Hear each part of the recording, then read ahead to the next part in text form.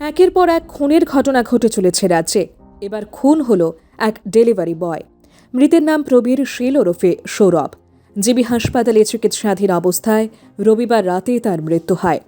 তার পরিবার এখনও জানতে পারল না কেন বা কারা তাদের ছেলেকে হত্যা করেছে। এই ঘটনাটি ঘটে বামুটিয়া এলাকায়। এ ব্যাপারে মৃতের বাবা জানান, শনিবার রাতে বাড়িতে এসে দেখি ছেলে ঘরে আসেনি। তারপর সঙ্গে সঙ্গেই আমি ছেলের মোবাইলে ফোন করি। তখন অপর এক যুবক ফোন রিসিভ করে বলে যে সৌরভকে মারধর করা হচ্ছে, এমনকি তার স্কুটিও ভেঙে ফেলা হয়েছে। তবে কে তাকে মারধর করছে তা জানতে চাইলে ওই যুবক কিছুই বলতে পারেনি। এরপর বেশ কয়েকবার তার মোবাইলে ফোন করার পর কালী মন্দিরের পাশে একটি রাস্তা থেকে প্রবীর শীল ওরফে সৌরভকে উদ্ধার করে হাসপাতালে নিয়ে যাওয়া হয়।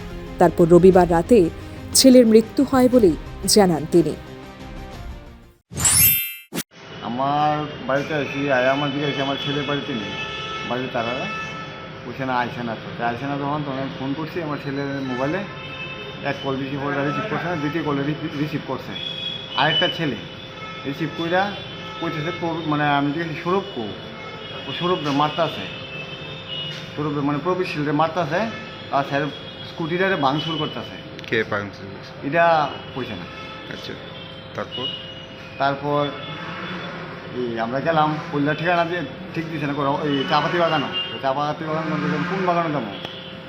তারপরে দিয়া আবার কল দিছে, পরে ঠিক ঠিকানা দিচ্ছে, কইছে কালী মন্দিরের দিকে এই কারেন্টের ওখানে একটা কালী মন্দির আছে মুসাদ, এই মন্দিরটা দিয়ে কইছে পাক্কা রাস্তাটা যাবে। পাক্কা রাস্তাটা ঢুকছি, ঢুকে গিয়ে পরে পাইছি। Bureau report, Subarta.